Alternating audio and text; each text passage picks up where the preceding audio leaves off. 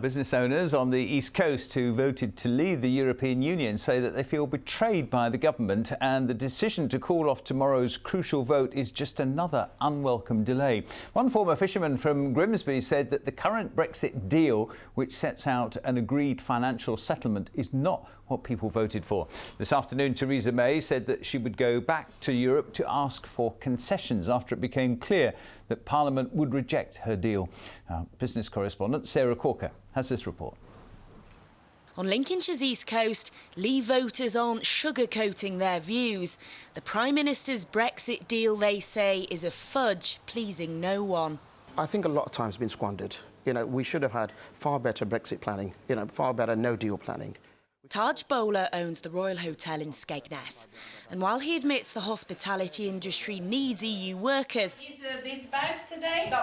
like Gabriella and Stella here, he voted for Brexit. We have a balance between European workers and workers from the UK.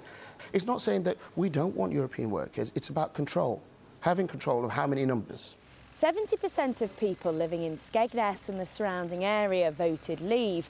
Under the Prime Minister's Brexit deal, the UK would maintain a close economic partnership with the EU that she says would boost British exports and trade. Brexiteers, though, say that's not what people voted for.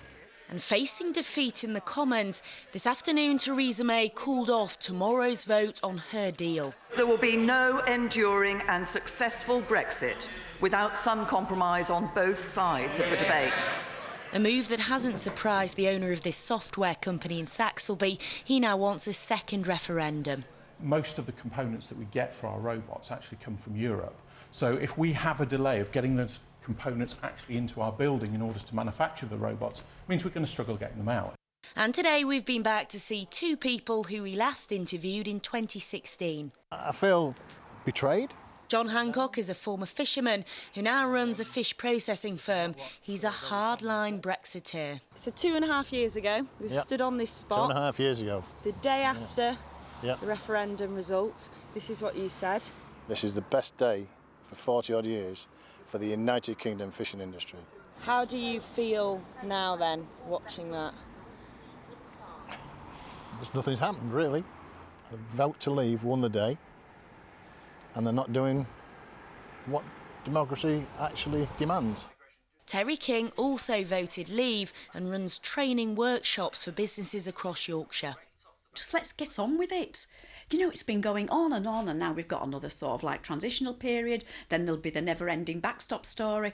So it's really just about, let's be clear about what's going to happen. And later this week, the PM will be speaking to EU leaders to try and get some sweeteners to convince MPs to back her deal. Labour, though, say it's dead in the water. Sarah Corker, BBC Look North.